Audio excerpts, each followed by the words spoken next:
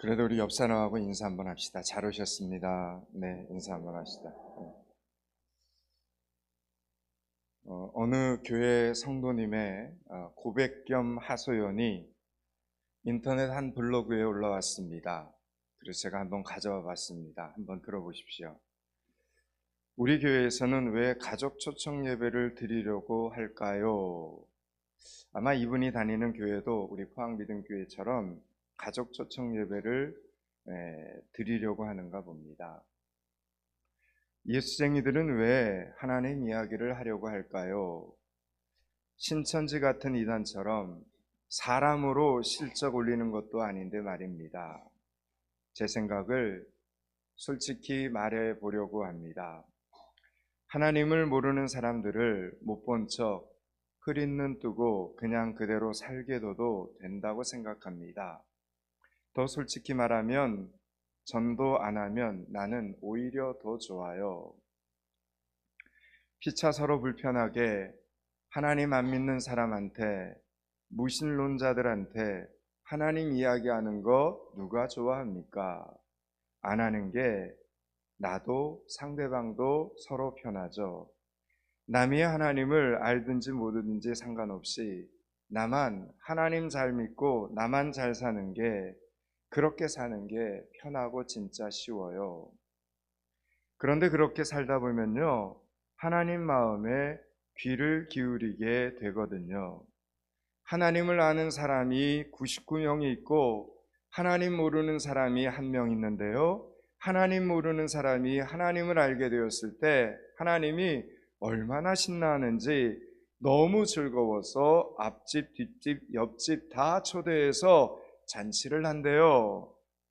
잔치하는 이유가 죽었다 살아난 게, 영원히 죽었다가 살아난 게, 그게 너무 기쁘다는 것이지요. 결국 그 하나님의 마음을 나는 알아버립니다. 권력은, 돈은 날아가는 새를 떨어뜨려 죽일 수 있어요. 살아있는 거를 곧바로 죽일 수 있어요. 무시무시하죠. 그런데 오히려 그건 쉬운 거예요. 진짜 어려운 건 완전히 죽었던 걸 살리는 겁니다. 그렇잖아요? 그런데 그 어려운 걸 하나님이 하실 줄 아세요? 하나님은 죽었던 영혼을, 죽었던 생명을 살리시거든요. 이 땅에서든 하늘에서든 나 혼자 천국을 누려도 되는데 좋은 것 같이 하고 싶은 마음이에요. 부디 그 사람도 소망 둘 곳을 찾았으면 하는 마음, 그래서 정말 잘 살아나기를 바라는 그 마음으로 서로 간에 좀 불편한 이야기를 오늘도 해보려는 것입니다. 라는 글이었습니다. 여러분 어떻습니까? 혹 여러분의 마음 같지는 않습니까? 예, 전도 안 하면 피차 편합니다. 그러나 우리는 하나님의 마음을 알아버린 사람들입니다. 우리는 하나님의 마음을 어느새 알아버렸기 때문에 우리는 가족 초청 회의를 하는 것입니다. 하나님 아버지의 마음이 지금 어디에 있는가를 아는데 어떻게 하나님의 자녀들이 모른 채 하고 눈을 감고 안 하겠냐라는 이야기입니다. 제가 이번에 비전 트립팀과 영국에서 큰 충격을 받았던 것 중에 하나가, 영국에는 정말 아름답고 웅장하고 오래된 교회들이 정말 많았습니다. 그런데 그 교회들 중에 임대 편말이 붙어있는 교회들이 많았습니다. 성도들이 없어서 교회가 문을 닫는 것입니다. 그렇다는 이야기를 말로만 듣기는 들었는데 직접 가서 보니 너무 마음이 아팠습니다. 대부분 몇백 년씩 된 교회들인데 문을 닫습니다. 정말 교회는 건물이 아니구나라는 슬픈 깨달음을 갖게 되었습니다. 그런데 인터넷 블로그에 제가 도입해서 말씀드리는 것처럼 어느 교회 성도님이 이런 영혼 구원을 위해서 최선을 다하려고 하는 이런 글을 올리신 것을 보고 저는 감사하고 또 감사해서 눈물이 정말 핑 돌 정도였습니다. 정말 은혜가 되었습니다. 마치 우리 포항미등교회 가족 초청데이 이야기를 하는 것 같아서 혹시 우리 교회 집사님이 올리신 글인가 하고 이름을 확인해 보았더니 아니었습니다. 우리 교회 성도님들도 이번에 가족 초청데이를 준비하면서 믿음의 간증을 이렇게 글로 써서 소셜미디어에 한번 올려보시기 바랍니다. 여러분, 대한민국은 아직 그래도 희망이 있습니다. 열심히 전도하려고 하는 교회 성도들이 있고, 열심히 전도하려고 하는 교회들이 있고, 교회 사역들이 있어서 여러분, 그래도 한국교회는 아직 소망이 있는 것 같습니다. 지난주 장날에 주중전도를 해야 되는데 전도용 건빵이 아직 도착을 안 해서 어쩌면 좋냐고 애를 동동 태우면서 어떻게 하면 좋아요? 이러면서 고민하고 그리고 안타까워하는 권사님이 계셨는데 저는 정말 그 모습의 은혜를 참 많이 받았습니다. 드디어 전도용 건빵 1200개가 어제 도착했습니다. 지난번처럼 점심 식사 후에 스티커 작업을 좀 도와주시기를 부탁을 드립니다. 여러분, 전도하려고 애를 쓰고 전도하려고 최선을 다하는 권사님들, 집사님들, 성도님들, 청년들의 모습을 보시고 우리 포항 믿음교회의 이런 모습을 보시고 하나님께서 얼마나 기뻐하실까 생각하면서 오늘 말씀을 한번 준비해 봤습니다. 오늘 보면 11절과 12절, 13절 말씀을 천천히 한번 읽겠습니다. 11절서부터 13절 말씀을 같이 읽습니다. 또 이르시되 어떤 사람에게 두 아들이 있는데 그 둘째가 아버지께 말하되 아버지여 재산 중에서 내게 돌아올 분깃을 내게 주소서 하는지라 아버지가 그 살림을 각각 나눠 주었더니 그 며칠이 안 되어 둘째 아들이 재물을 다 모아가지고 먼 나라에 가 거기서 허랑방탕하여 그 재산을 낭비하더니. 아멘. 여러분, 이 본문의 이야기는 여러분들이 지금까지 믿음 생활하면서 어디서든 한두 번은 들어본 본문의 말씀입니다. 아주 익숙한 본문이죠. 그런데 여러분, 하나님의 말씀은 언제나 시기적절하게 나에게 전달된다, 주어진다라는 이 말씀을 꼭 기억하셔야 됩니다. 지금 배은망덕하고 못된 아들이 자기 아버지가 지금 두 눈 멀쩡히 뜨고 살아있는데 유산을 달라고 합니다. 그런데 참 이해가 안 되는 부분은 아버지의 선택입니다. 아버지는 아들이 떠난 뒤에 매일같이 아들이 돌아올 것을 기다립니다. 거짓걸로 돌아올 것을 이미 알았던 것입니다. 그러면 왜 달라는 대로 유산을 나눠주었을까? 여러분, 아버지는 둘째 아들이 말로서는 이게 다 일러지지 않는다는 것을 누구보다도 아버지였기 때문에 이 둘째 아들의 성격을 알고 있었던 겁니다. 그래서 아주 비싼 수염료를 그냥 지불하게 하는 것입니다. 말로 안 들으니까. 재산을 다 잃어버리고 인생의 쓴맛 단맛을 겪게 하는 수업료를 이야기를 하는 겁니다. 아들이 받은 유산은 애초에 아들의 것이 아닙니다, 여러분. 그렇지 않습니까? 아버지 유산입니다. 아버지가 젊은 날 열심히 수고해서 벌어놓은 재산입니다. 그러나 아버지는 재산을 잃어버리더라도 아들이 철들기를 바랬습니다. 아버지에게 있어서 1순위는 항상 아들이었기 때문이죠. 아니나 다를까 아버지의 예상대로 이 아들은 먼 나라로 가서 그 많던 재산, 그 많은 아버지 유산 허랑방탕하게 생활하다가 다 잃어버립니다. 성 어거스틴은 이 먼 나라를 하나님에 대한 망각의 세계다라고 표현을 했습니다. 먼 나라는 거리적으로 먼 공간일 뿐만 아니라 영적으로 분리되고 그리고 아버지 삶에서 전혀 아버지의 말씀을 생각하지 않고 아버지의 가치관을 따르지 않는 것을 의미합니다. 여러분, 만약 우리가 이 예배를 마치고 나가서 내일부터 여러분이 일주일을 살아갈 때 오늘 들려진 하나님의 말씀이 기억나지 않고 하나님이 주신 은혜에 감사하지 않고 살아간다면 우리 역시 이 둘째 아들처럼 먼 나라로 떠난 것과 똑같습니다. 우리의 삶의 현장에 하나님께서 임마누엘 하시는 것이 아니라 마치 고아처럼 아버지로부터 아무런 도움도 받지 못하고 내 힘으로만 사는 것과 똑같다는 것입니다. 사랑하는 여러분, 하나님 없는 먼 나라에서 살지 말고 하나님 아버지와 동행하는 삶을 사는 여러분들이 되시기를 축원합니다. 에녹처럼 살아계신 하나님과 교제하며 살아계신 하나님과 동행하는 그런 삶을 사는 여러분들이 되실 수 있기를 축복합니다. 또한 분명히 포항믿음교회 성도들이고 한때 우리와 함께 예배를 드리며 함께 기도하고 함께 찬양했던 성도들인데 먼 나라에 있는 결석자들이 우리 주변에 있습니다. 가족 초청데이에 그들이 예배가 끊어진 그 먼 나라로부터 돌아오는 기적이 일어날 수 있기를 축원합니다. 우리가 이 가을에 가족 초청데이를 진행하는 가장 큰 이유입니다. 오늘 본문 15절, 16절, 17절을 읽겠습니다. 15절에서 16절까지 말씀을 읽습니다. 가서 그 나라 백성 중 한 사람에게 붙어 사니 그가 그를 돌로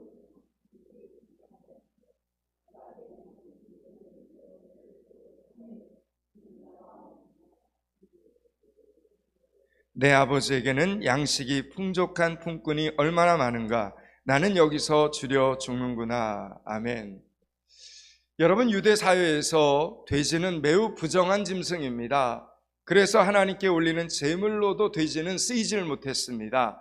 지금까지도 유대인들은 돼지고기를 그래서 먹지 않습니다. 그런데 로마인들은 이 부정한 돼지를 우상 숭배를 할 때 제물로 사용을 했습니다. 그래서 유대인들에게 돼지는 더럽기는 해도 부정하기는 해도 돈을 벌 수 있는 아이템이었습니다. 그래서 돼지 사육을 시작한 것입니다.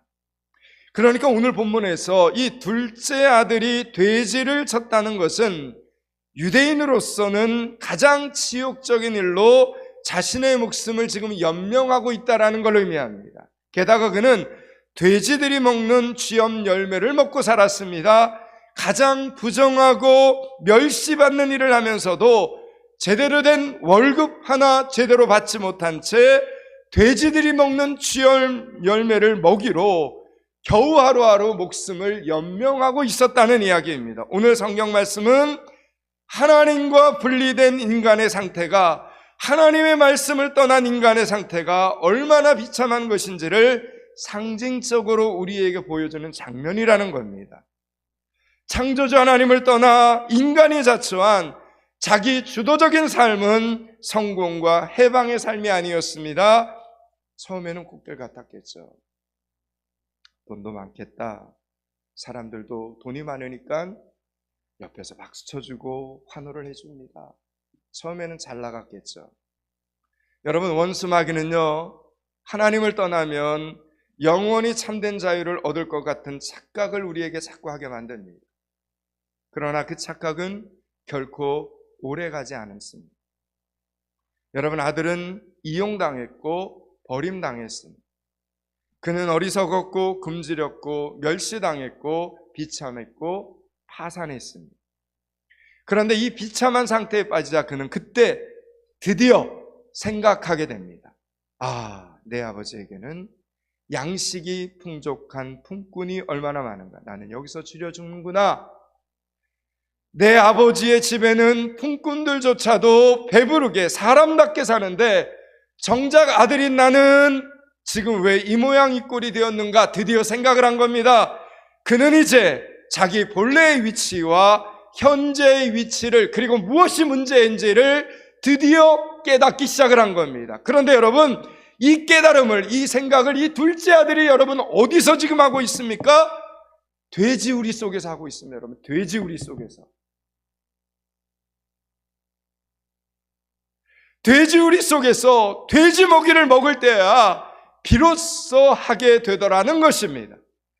여러분, 재산을 다 잃어버리기 전에, 아니 절반만 잃어버렸을 때 했더라면 얼마나 좋았겠습니까?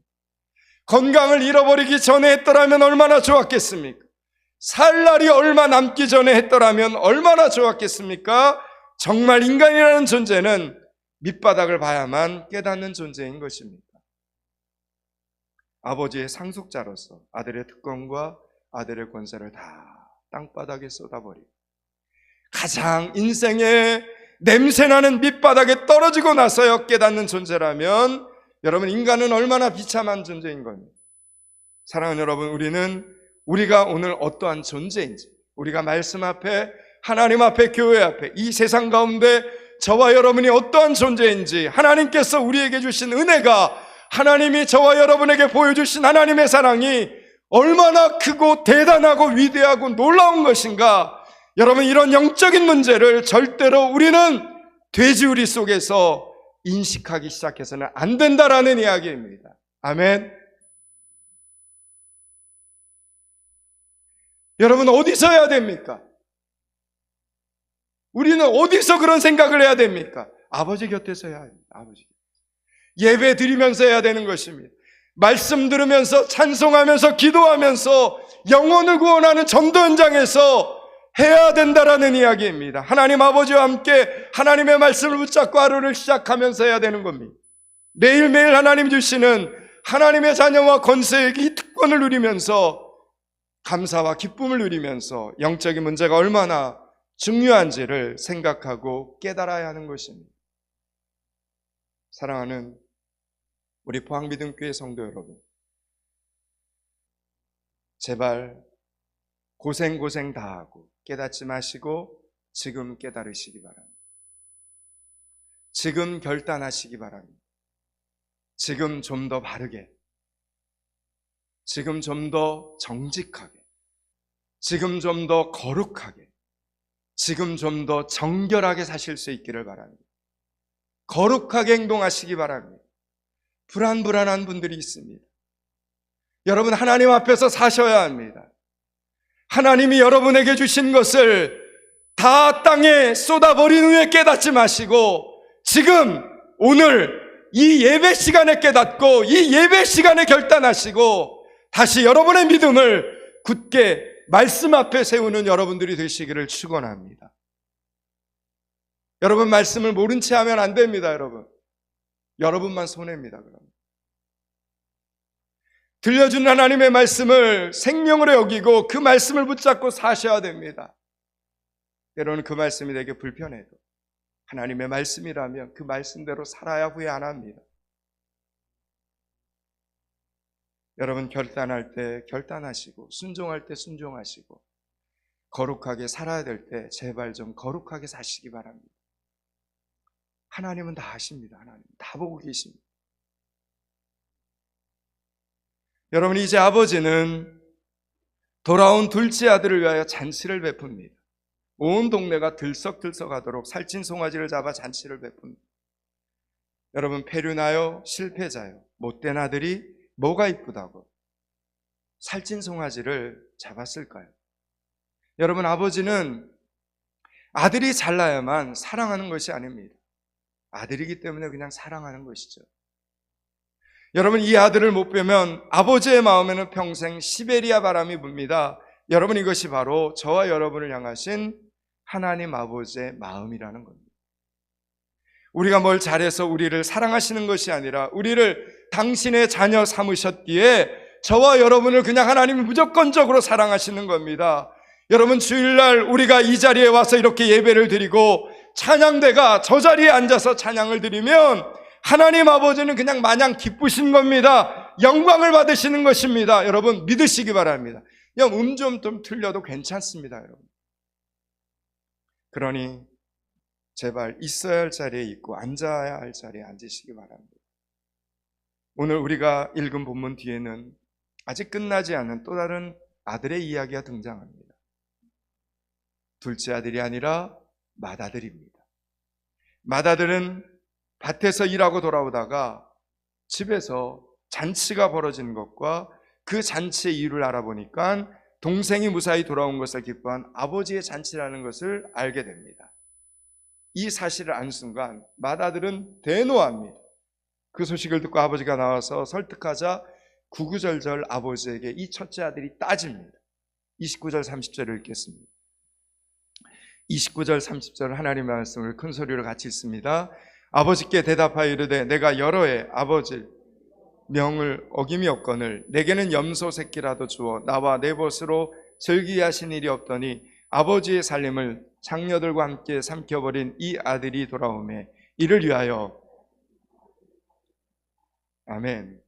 여기 이 말씀을 보면 여러분 그 단어를 잘 보십시오. 명을 어김이 없거늘이라는 문장이 있죠. 명을 어김이 없거늘 이라는 이 대목을 헬라어 성경에서 보면 우데포테라는 아주 강력한 부정부사를 사용합니다. 영어로 never, 절대로 그런 적이 없다고 강력하게 주장하고 있는 것입니다. 그는 아버지의 말씀 하나도 어기지 않았다는 것에 대하여 얼마나 큰 자기 의로 여겼는지를 오늘 성경은 분명히 말씀하고 있는 장면입니다. 그는 자신의 의무 이행에 대한 엄청난 자만심과 우월감을 느끼고 있었습니다. 그러면서 동시에 자기가 이렇게 아버지의 말씀에 단 한 번도 어김이 없었음에도 불구하고 아버지는 자신에게 염소 새끼 한 마리만큼의 호의도 베풀지 않았다는 것에 대해서 동일하게 우데포테라는 이 부정독립부사를 아주 강력하게 아버지에게 항의를 하면서 사용하고 있는 겁니다. 네버, 그러니까 망나니 동생에게는 그렇게 쏟아부어주면서 왜 나에게는 눈곱만큼도 염소 새끼 한 마리도 호의를 베풀지 않았냐, 이런 뜻이 되는 겁니다. 그는 지금 아버지의 인색함에 대해서 분노하는 장면입니다. 그는 아버지의 불공평함, 둘째 아들에 대한 편파적인 사랑에 대해서 이 큰아들이 지금 분노를 하는 겁니다. 자, 그러면 여러분 한번 생각해 봅시다. 이 첫째 아들, 이 맏아들의 이 분노가, 이 이야기가 사실입니까? 정말 아버지는 맏아들에게 인색했습니까? 여러분 12절 말씀을 한번 보십시오. 12절 말씀을 같이 한번 읽습니다. 12절입니다. 그 둘째가 아버지께 말하되 아버지여, 재산 중에서 아버지가 그 살림을 각각 나누어 주었더니, 여러분 뭐라고 말합니까? 아버지가 그 살림을 각각 나누어 주었더니, 여러분 아버지는 두 아들에게 각각 살림을 나눠 주었습니다. 분명히 둘째 아들이 자신의 유산 상속을 요구하며 그 아버지의 재산에서 자신의 목을 떼어줄 때에도 각각 살림을 나누어 줬다, 이렇게 성경은 말씀하고 있죠. 여러분 장자인 큰아들에게도 아버지의 몫을 나누어 줬다라고 말합니다. 당시에 여러분 유대법에 의하면 장자는 둘째의 2배에 해당하는 유산을 받게 됩니다. 그러니까 2배를 받은 거죠. 그러니까 지금 이 맏아들이 주장한 대로 아버지가 재산을 나눔에 있어서 자기에게 하등 인색하거나 좋은 게 좋은 것이라고 막무가내로 일만 시키는 아버지가 아니었음을 우리는 이 12절에서 발견하게 됩니다. 그러면 여러분 왜 맏아들은 이런 주장을 지금 아버지에게 하고 있는 것입니까? 명백한 죄인이 아무런 공로 없이 용서받는 것을 용납할 수 없다는 것입니다. 이것이 바로 여러분 무서운 공로주의입니다. 나는 마땅히 은혜 받을 만한 일을 했고, 나는 상 받을 만큼 열심히 살았고, 나는 죄 지을 만한 일을 한 적이 없고, 나는 단 한 번도 손가락질 받을 짓을 하고 살지 않았으니까 당연히 아버지는 나를 축복해 주셔야 한다는 것입니다. 나는 축복받을 자격이 있고, 나는 재산 받을 자격이 있고, 나는 아버지의 사랑을 받기에도 합당하다는 것입니다. 나는 이렇게 열심히 성실히 하라는 대로 최선을 다해서 살았는데 너는 그 모양 그 꼴로 살면서 왜 또 아무 공로 없이 모든 좋은 것을 다 누리냐라는 것입니다. 그리고 아버지가, 왜 아버지는 저 아들을 나와 똑같이 사랑하십니까? 저 아들은 아버지의 사랑을 받을 자격이 없는데 왜 나와 똑같이 아들 대우를 하십니까? 저는 절대로 용납할 수 없습니다. 아버지의 둘 중에 하나를 선택하십시오. 저 패역한 둘째 아들입니까? 아니면 평생 충성한 맏아들입니까? 사랑하는 여러분, 우리는 너무나 자주 우리가 아주 괜찮은 사람이라고 착각을 하죠. 저 사람보다는 그래도 예배를 잘 드리면 드릴수록 그래도 내가 저 사람보다는 예배를 잘 드리는 것 같으니까. 교회 봉사를 많이 하면 할수록, 정직하면 정직할수록, 열심히 살면 열심히 살수록, 그러면 그럴수록 우리는 당연히 하나님의 축복을 받을 만한 사람이라고 착각을 하기 쉽습니다. 하나님의 선물을 마땅히 받을 자격이 나에게는 있고 저 사람에게는 없다라고 생각을 합니다. 정말 그렇습니까? 그래서 하나님이 구원하시고자 하는 영혼도 여러분의 허락을 받고 구원을 하셔야 됩니까? 여러분이 섭섭해할까봐 하나님께서 불쌍한 영혼을 구원하실 때 여러분의 눈치를 보셔야 하는 것입니까? 맏아들이 첫째로 태어나 여러분 둘째보다 2배의 재산을 받은 것은 절대로 맏아들의 공로가 아니었습니다. 하나님이 주신 은혜였습니다. 부유한 아버지의 아들로 태어나 아버지의 집에서 지위와 권세를 누리는 것도 여러분 하나님이 주신 복입니다. 건강도 하나님이 주셨고 그리고 평안도 하나님이 주셨습니다.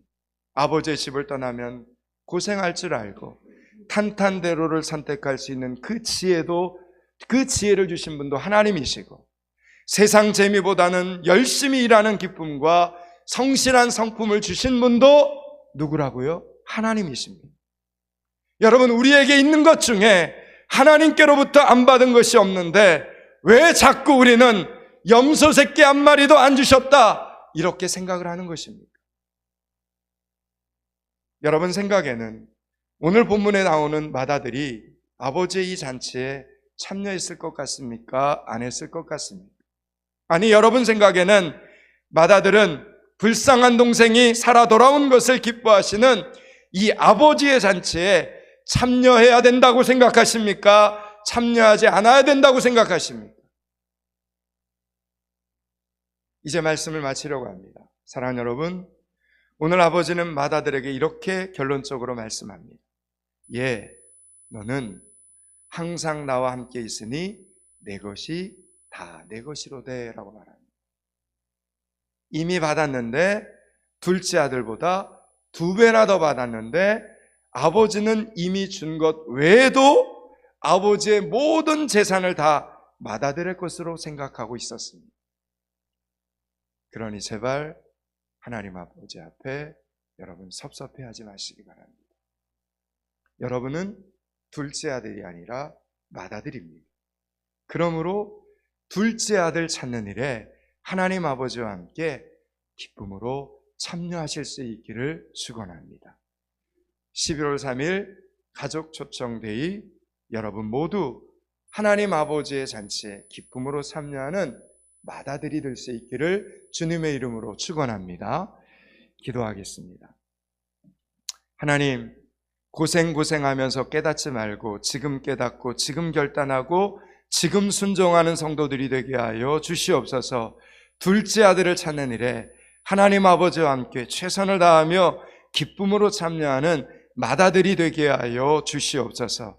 예수 그리스도 이름을 받들어 기도드리옵나이다. 아멘.